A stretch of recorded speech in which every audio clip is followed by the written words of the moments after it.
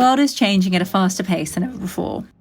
As we begin the path to recovery after worldwide disruption, this podcast explores how the design industry can adapt to changing expectations and create a better future for your businesses and consumers. I'm your host, Peter Marion, and you're listening to Create Tomorrow, the WGSN podcast. Retail again is in a state of flux. The pandemic has led to huge shifts in consumer behaviour in 2020, and this is set to continue into 2021. For instance, in the US alone, 11,000 stores closed and 40 major retailers went bankrupt last year. Online spending also reached new heights, accounting for 27.3% of global overall retail sales, growing by a third over the course of the year. While vaccines are being rolled out and there is hope on the horizon, recovery is going to come in fits and starts. The so-called K-shaped recovery means that the consumer landscape remains complicated, as many people are experiencing a reduction in their willingness and capacity to spend. As this seismic shift continues to take place, retailers need to adapt for a future where digitally facilitated shopping trips are the norm. Pathways to product discovery are completely disrupted, and the role of the store will change while serving an increasingly impatient and demanding consumer. Today, I'm joined by some of my colleagues to discuss the future of retail sector and how businesses will need to adapt. I've got Sydney Morgan-Petro, Head of Retail and Buying on WGSN Fashion. Hi, Sydney. Hi, Peter. How are you? I'm good, thanks. How are you? Doing well. And we've also got Laura Saunter, who's a Senior Strategist on WGSN Insight. Hi, Laura. Hi, Peter. How are you? I'm great. And how are you? I'm good, thank you. And lastly, we have Athena Chen, who is a Senior Strategist on WGSN Insight. Hi, Athena. How are you? Hi, Peter. I'm good. I'm currently based in Shanghai, and we're having rainy weather today, but hopefully it'll pick up throughout the week. Oh, fingers crossed. But to kick off, what do we expect for the retail sector in 2021? Sydney, do you want to kick off? Yeah, absolutely. So I think, clothes for clothing's sake is something we're going to see the end of. So as I was saying, going back into the shops, a lot of the old formats do feel a bit stale.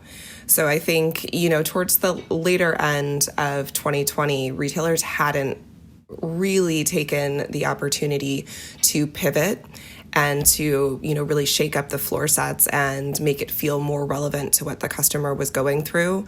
So I think going into 2021, we're really going to see them, finally realizing that and making sure that the product categories that they're putting out front are super relevant for what people need and want right now. So I think you'll see a lot more emphasis on lifestyle merchandising, bringing home goods into the mix, doing a little bit more of a high-low, especially when it comes to the apparel retailers, because they're realizing that isn't, maybe always the main priority. So we're seeing a lot of brands reach out into home goods and do these exciting new collaborations. A lot of brands partnering with direct-to-consumer and bringing those digitally native brands into their mix too. So I think it's just going to be a lot of capturing the consumer's attention and just making sure that they have a more interesting offer that's just not one channel. And I think what you said there about not really meeting their new lifestyles, I think the consumer's life and their perspectives on the world have changed so much over the past year. And Laura, you do one of the most special pieces of research that come out each year. It's called the Shopper Forecast, and that's just gone live on the site. So I was just wondering if you could speak a little bit from the consumer perspective around what they're feeling and going through and what we can expect from them for 2021. Yeah, definitely. I mean, I think one of the things that's most important to note is that the events of 2020 have left a really, really big impression on consumer behaviour. One of the biggest drivers that we've seen with the shift to everything digital is this massive effect it's had on sort of expectations of consumers around all aspects of fulfillment, really. So speed of delivery, ease of return, transparency of delivery, that kind of thing. Where's my parcel? When's it coming? How fast? And as well, a sort of shift towards affordability that we're seeing a bit more as well. And consumers being a bit more demanding around sustainability in terms of the packaging that they're receiving with their online orders. How green is their delivery? And, you know, I think one of the main things that we're also seeing is that consumers are being quite contradictory. Back to Sydney's point about sort of shopping across channels. I think, you know, in store, they're quite demanding over safety and, you know, how sort of hygienic the store is. They want to feel safe. They want to feel secure. It has to be compelling enough for them to actually, you know, go there. But at the same time, they want to get in and out really quickly. They want to know that their products are going to be in stock. And then, you know, online, it's all about sort of speed and streamlining the process. But at the same time, conversely, they want it to be an experience, because if they're not having that sort of in-store experience that we used to have, where you'd go out and discover products that way and sort of be entertained, then, you know, how is that being recreated online? So it's this kind of contradictory behavior that we're seeing, and shoppers are sort of, they don't really know how to feel. Everyone's a bit sort of all over the place, and they've got this new mindsets and attitudes towards spending that are really coming out with these different shopper profiles and different shopper groups. Some of them are being driven by value, some of them being driven by values, as in, you know, shopping with their local communities, shopping with minority owned businesses, that kind of thing. So in answer to your question, it's kind of, it's a bit all over the place, but there's definitely sort of pockets of growth here and there. Absolutely. And I think that we'll continue exploring these shopper groups and what they're going to mean for retail over the course of the next year in this episode, because there's so much happening and there's so much to discuss. But before we go into that, Athena, let's talk a little bit about what's happening in Asia. You've come through the pandemic kind of, and things are almost back to normal. And so what does that mean from a consumption perspective? I mean, some of the things that you've been talking about really are that the behaviors have changed, even though things are going back to normal. So can you explore that a little bit more?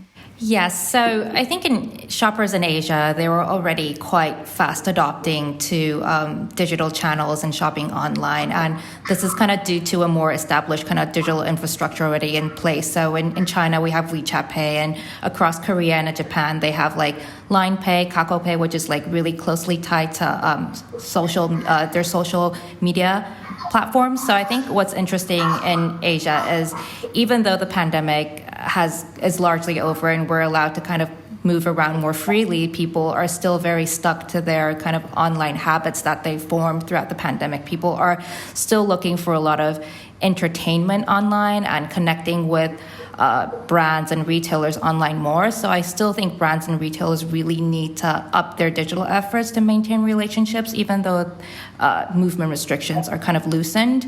So definitely, you know, looking more at like how data can power their retail operations to understand consumer preferences, because Asia shoppers are really kind of discerning on, you know, how quickly they can find stuff online. And they're really looking at recommendations from their social group as well. So social commerce is definitely a very big and very booming kind of sector in Asia.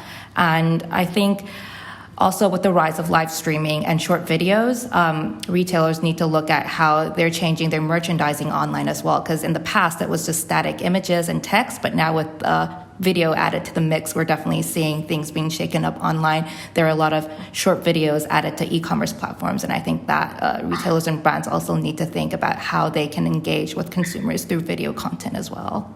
Yeah, and I think that's a really big trend that's coming through, is this idea of product discovery. I mean, Laura, you've written quite a bit about this in the past, where that idea of like going to a shopping mall to go browsing and exploring the shops on a Saturday afternoon is changing. So you know, where you used to go and have that experience in a physical retail store, you're now really seeking that experience online. And a lot of that is coming through either through live streaming or different kinds of digital experiential sort of strategies that are really starting to emerge. But to go back to the physical retail space, I mean, obviously, Sydney, you've been shooting retail, you're on the shop floor for a lot of the time, really. And so can you explore a little bit more about what's been happening there? And I mean, you said that the retailers haven't really changed as much as you would have expected through the pandemic period. So can you explore that a little bit more? Yeah, absolutely. Yeah, so I think that's one of the things that, you know, I've been discussing with our London team also since about September, was the pace at which retailers responded. And I think in London it was a bit faster than what I'd seen in the shop floors in New York. But all in all, in store here, not a lot has changed. There's definitely more of an emphasis from the consumer's perspective on things like the value sector, where you can just feel the difference in the stores, that they're very, very busy, and there wasn't a time when they weren't busy when they were open. So, but going, back into a lot of the luxury sector and the premium shops, you could definitely feel that the foot traffic had lessened a lot across New York. But I think speaking to the discovery factor, I think that's going to be one of the most important in-store changes for 2021 as well. So whereas we used to talk a lot about experiential here in the States pre-COVID, I think we're going to see that shift towards discovery, where it's less about the touch and feel, obviously, because, consumers are not really wanting to get hands-on, let's say, in the stores right now. But they still want to feel engaged and excited and, explore new brands and new ideas. So I think a shop like Showfields, I think, is a really, really great example. It's a store here in New York. They opened, I think, 2018.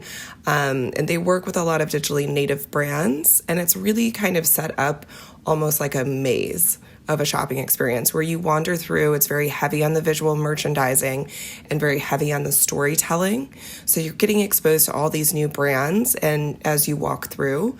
So it really feels like something you can't do online. It gives you a reason to kind of come into the shop. So I think that this type of experience is going to be something that we see more of going forward. Absolutely. And I think that I wonder if is the slide still in there? Because, there must be adaptations. It is. Really? Okay, fantastic. It is, but it's not very, advertised. Whereas before, it was very centrally displayed and, everybody, takes a ride and you can get a photo of yourself, coming down the slide. But now it's kind of behind like a magic door. So if you're in the know or if, the shop, associate can take you one by one to do it in a very sanitary way. Okay, I see. So it has changed a little bit. And one of the things when we were prepping this episode, you were talking about really how there was some really marked differences, particularly in New York City store estates, in terms of, certain parts of the city just being completely empty and there being huge numbers of retail sort of empty leases. Can you talk a little bit more about that and where you're sort of seeing those shifts take place? Yeah, absolutely. So it was really dependent neighborhood by neighborhood.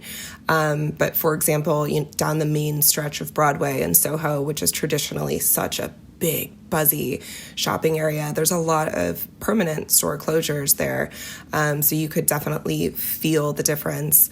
But when I was out, for back to school shopping, any place that had kids clothing, anything within the value sector, these places were still booming. You couldn't even tell, without the masks that anything was really happening.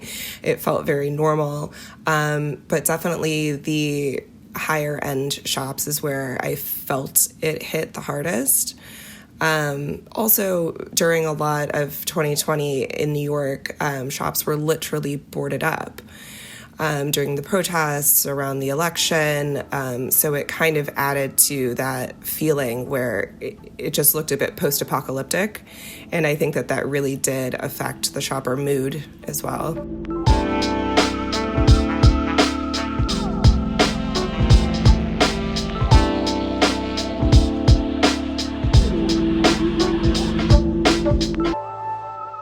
One of the things you talked about was this shift to affordability, and a stat that we've reported on the site was that 44% of consumers across a number of different markets, including China, the US, UK, France, and Germany, and I think a couple of others as well, had said that they had experienced a decline in income over the pandemic period. So there's a lot of people that are really experiencing new financial circumstances. But then on the flip side of that, there's also some people that are experiencing better financial situations because they're not experiencing, they don't have that expenditure on travel, on restaurants, on those things that they used to do during the day-to-day periods because of lockdowns and obviously a lot of travel restrictions. So one of the things, but they are still spending less because they're sort of feeling concerned about their futures. So one of the things I wanted to talk about is this shift to affordability and also how that's interacting with some of the value stuff. Laura, that's something that you sort of flagged up. Do you want to start talking about that? Yeah, definitely. I mean, I think one of the main things this year is that people will be a bit more cautious about spending. As you say, it goes back to that sort of financial anxiety that everyone's suffering because of the pandemic and the recession, and everyone's operating with this kind of a bit more frugal mindset, sort of reassessing values, reassessing priorities. But I think the main driver that people want more and more this year is value for money, and knowing that what they are spending on is going to be durable, that's going to be good quality, that's going to last a long time. Maybe they're looking for, cheaper alternatives to something that they once splurged on. And I think this is something that's really affecting all consumers, irrespective of how secure they might feel financially. Savings are being prioritized a lot more. And as I say, people are sort of planning for their future a lot more. And interestingly, this is driving new behaviors in shopping and the way that people are using apps. We're seeing lots of price comparison sites, as well as these kind of dupe aggregators, I guess you can call them, essentially apps where you can search for an expensive product, for example, in beauty or skincare, and it will serve you up with an item that's considered to be just as effective as the real deal, but it might be, a fifth of the price. And this is something that's really getting a lot of interest and a lot of traction, especially with younger consumers, because they want to feel that they're buying a good product that's great, but it's a lot better value for money, and really kind of taps into people's concerns around personal finances. And I was wondering, because obviously China has come through the pandemic, it's sort of seeming like things are better now there. But this shift to value is taking place in China as well, isn't it, Athena? Yes, definitely. I think because there's still a lot of uncertainty stemming from kind of like the global situation, and people are, they're optimistic, but they're still looking at the future in a more cautious kind of way. So I think definitely that idea of like looking for more value for money has been manifesting itself in a really interesting way. It's like we already had Singles Day, which was this huge shopping festival, but in China we're now seeing almost like a major shopping festival every month. So these brands and platforms are constantly, giving people a reason to come out and buy. And I've been seeing stats on how people are delaying their purchases because they want to buy during these major shopping festivals. And that has certainly expanded into Southeast Asia as well, because China's top e-commerce platforms like Alibaba, they are also leading e-com in Southeast Asia. So definitely we're seeing this big wave of shopping festivals that are driving actual retail spend in Asia. I think that's interesting what you say about people delaying purchases, waiting for shopping festivals, because I think over here we're seeing a similar thing with people delaying purchases, except they're not actually delaying buying them, they're delaying paying for them, which speaks to that shift towards value and people sort of having a bit more of a frugal mindset, because we've seen this huge uptick in people using afterpay services and, pay in installment services like Afterpay, PayPal, that sort of thing, and sort of stretching out credit so that, they can buy something now, they can have that sort of dopamine hit of buying it. Maybe they're impatient, they're looking for that kind of gratification of buying something that otherwise, they'd have to save up for over time. Or, they're a bit more value conscious and they think, I need this item now, but I'd rather pay for it later. So we are seeing this huge rise in people looking to use these afterpay services. And I think it's going to really have a big impact on loyalty and purchasing decisions in the future, because the more that people become accustomed to it and they use them, the more they'll be looking for them. And if the option isn't there at the checkout to stretch out the payment, maybe they won't convert. Maybe they'll go to another retailer that is offering the ability to do so. And there's so much in the Afterpay narrative in terms of like the consumer expectation, which is that it is sort of becoming an expected norm. But then there's also the other side of this, which is why are people using Afterpay services? And I mean, there's some fantastic use cases where you start to think about all the shifts in online shopping behavior with people spending more of their money online. And so that means that they're maybe buying multiple sizes of an item and they don't want to have to pay for them up front and things like that. But the concerning side of it is that obviously, with a lot of it being largely picked up by young people, is that the credit issue that's going to come when those kids can't pay for those purchases. And that's really quite concerning, because there does seem to be like a shift that's taking place where there are some campaigners that are starting to get quite antsy about sort of this free-flowing kind of credit that's not being regulated in the same way. Yeah, and I think the responsibility should really be on the retailers and on the merchants, the buy now, pay later merchants, to educate consumers about good finance, and to say to them, it is easy to sign up for this service, but if you miss your payment, that will affect your financial health and your credit rating, because it's easily done, especially if you're younger and you're just entering your sort of purchasing years. But back to what you were saying about buying lots of different types of items, but bracketing, as we call it in retail, buying multiple colors or sizes or styles. We have seen a huge uptick in that as well, and that's another big shift we've seen in the last year about sort of repeat returning, and people aren't just buying more products online than ever before, they're also returning them. There's some huge numbers, especially in the US over the holiday season. I think there was $70.5 billion worth of returns just from online shopping. So people are really thinking about the returns policies and the return process as well now as a sort of really key part of the purchasing journey.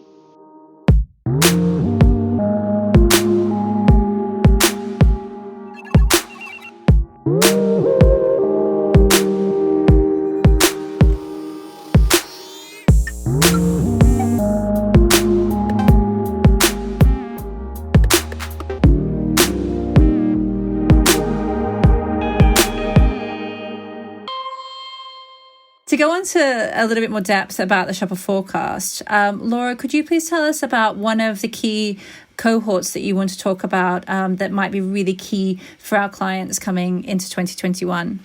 Yeah, definitely. So I think within the physical store, it's going to be about servicing this kind of mission-based shopper. So someone who's really shopping with purpose. They want that faster, more kind of streamlined experience that I talked about. It's not about slow browsing anymore. It's just about intentional purchasing.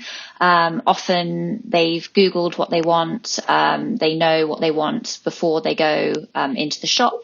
And they're searching online to see whether it's going to be in stock before they go out. I think more and more we're seeing people using these kind of inventory tracking apps and searching for in stock near me, these kind of search trends, because people want to know when the products are available. Is it going to be worth their while them going into the store? And, when they go in, they are very much on a mission. They want their things to be in stock. If the queues are too long or the layouts are too confusing, they will leave and they will take their business elsewhere. So being able to find things quickly and easily has very much become a priority. They're looking at sort of wayfinding tools built into apps, external platforms that, help them know if their item's in stock. I think if you look at a really good case study that's kind of servicing this mission-based shopper in the physical store is what Walmart is doing with its store network in America. So they're redesigning all of their physical spaces, taking cues from actually the layout of airports to really, really simplify the journey. And they're kind of directing people at the entrances with these simplified store guides that match up with what you're seeing on your app. So you can kind of go around the store. It's very, very thoughtfully laid out. And all of the aisles are marked with the kind of letter and number combinations matched up on your app. And there's lots of sort of messaging about where the categories are dispersed, and it's all very simplified. And it's sort of serving that mission-based shopper. And it goes back to what I was saying about this idea of speed and convenience and these higher expectations that people are having around, discovery and purchase through to delivery. And I think what's really interesting is even, categories like luxury and, auctions, which in the past were something that you would wait for and you would go through this competitive bidding process.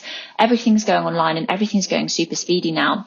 So Sotheby's, the auction house, the global auction house, is actually allowing consumers to have instant access to its luxury items for the first time. So they've launched this marketplace online. It's called Buy Now.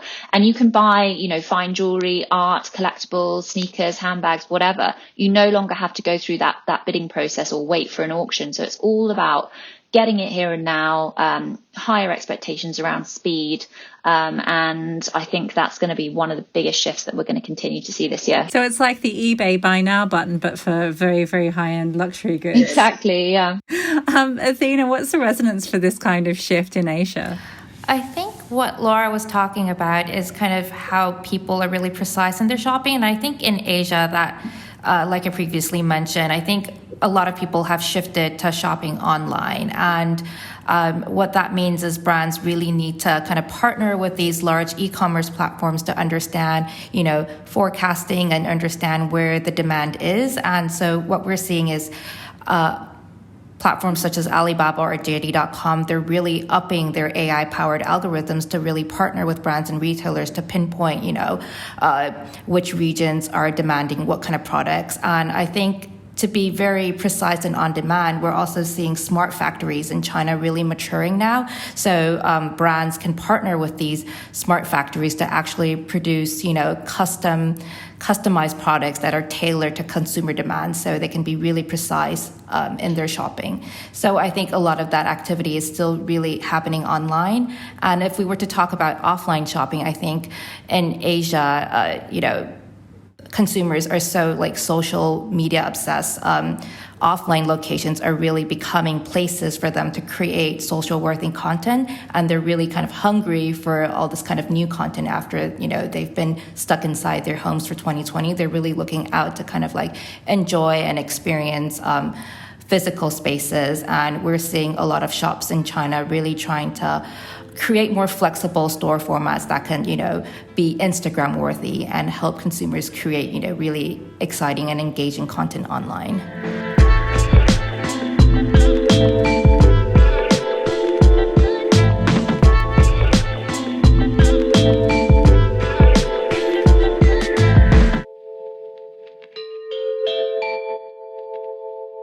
And on to our last sort of major topic for this episode. How are ethics and sustainability going to drive spending in 2021? Sydney, you've done some research on this recently, which was really looking at our barometer data that really explored how consumers were actually spending in this space. So can you give us a little bit more detail on that? Yeah, absolutely. So we measure the different types of corporate social responsibility factors that matter to the consumer. And we've been doing this survey year on year for, I think, the past 3 to 4 years. So we have a lot of historical data that shows, the greater overarching trends over time. And essentially within this past last half of 2020, we saw inclusivity rising as a concern across the US and the UK. A focus on community that was the fastest rising in the last 6 months. Out of everything we asked about, ethical labor was a big increase year over year. And I think that really was highlighted by the pandemic and the vulnerability of all the garment workers in the fashion industry. So that's something that definitely matters a lot more to the consumer than it did this time last year. But just accountability in general from brands, transparency, and then the environmental concerns. So this is one that's very interesting to me because it's always been, as long as we've been doing this survey, the leading factor in the UK. But the US has actually been quite far behind, even taking a bit of a dip last year. So we're on the rise again. It's getting better. So year on year, it's getting better, but we're still lagging a bit behind from a global sense. I think one of the things in 2021 that you're really going to see, especially here, is that consumers do want sustainable products and sustainable brands, but it must also be affordable. That's one of the biggest drivers. So, and that's not an easy ask for brands, but I think that we're going to see more of our value retailers taking that into account and really trying to deliver that to the consumer, because sustainability at a price is definitely something that's going to rise here in the US.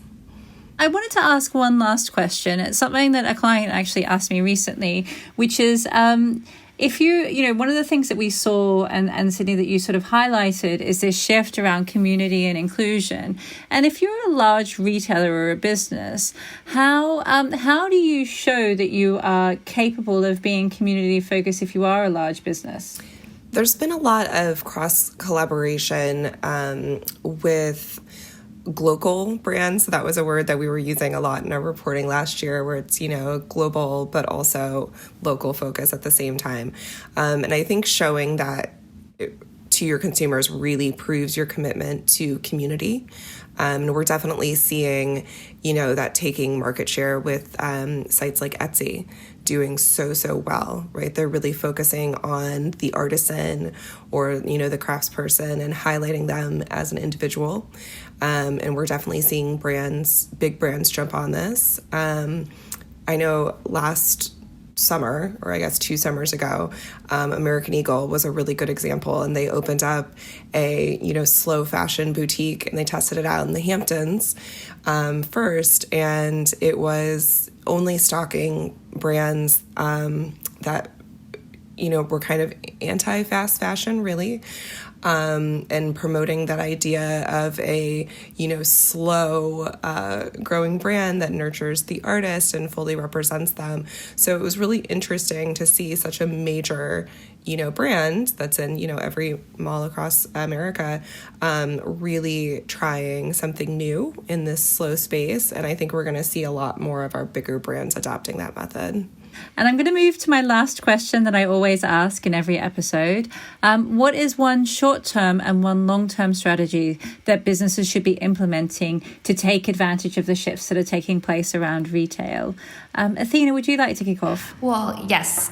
So I think a short-term strategy would definitely everybody's moving to mobile, and I think brands should really be adopting a mobile first format and looking how mobile can sort of work as a bridge between offline and online connections, because in China everything is definitely moving into more omnichannel territory, and leveraging China's mobile ecosystem is really helpful to explore how online and the offline experience can be joined through live streaming and WeChat mini programs to really create a more engaging and personalized shopping experience. So definitely in the short term, brands definitely need to up their investment in that. And I think on the longer term, they definitely need to think about how to work with data-powered partners, because everything is increasingly moving online. And I think brands and retailers need to kind of understand how to partner strategically to understand their data and build smarter shops, and kind of work with more AI-powered algorithms to really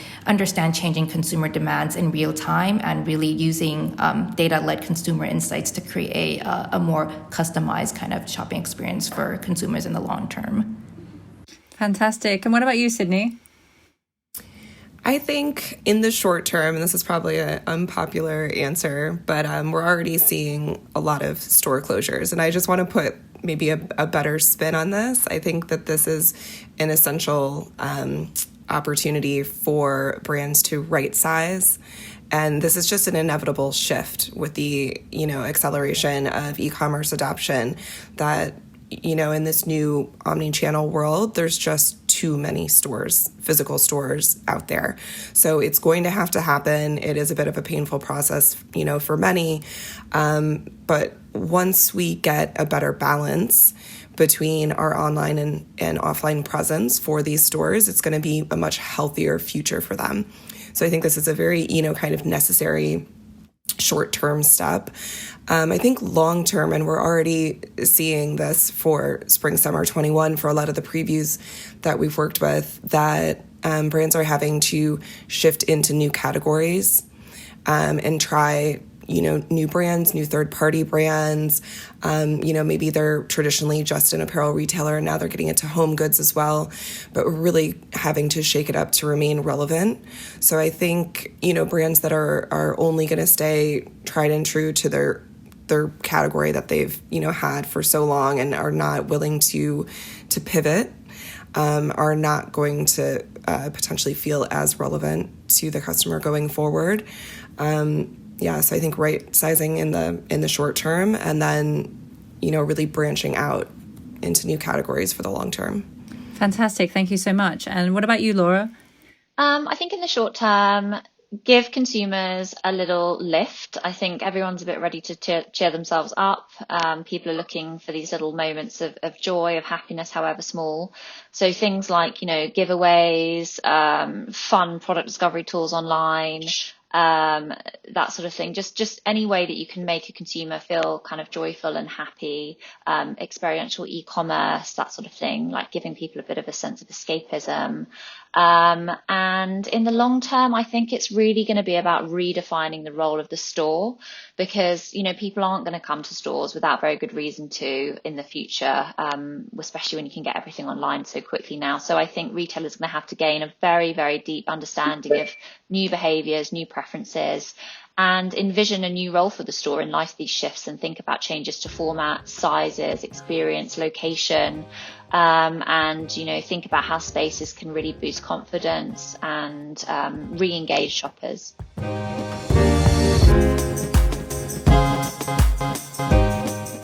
And that's all we have time for today. Thanks for listening to the WGSN podcast. If you've enjoyed what you've heard, then please subscribe to us. You can find us on all major podcast platforms. And if you really like what you heard, then please leave us a rating and review. It really does help us to get the word out there. If you want to learn more about what we've been talking about today, then head over to WGSN.com to find out how you can get access to much more insight and analysis. And if you're already a WGSN subscriber, head over to the site where we've pulled together some of our research on the future of retail with key points from this podcast in one handy report. Thanks to our guests for being here, and I'd like to thank our show producers Roland Bodenham and Bethan Ryder. And again, thank you for being here. Please stay well and healthy, and we'll see you again next time. Bye.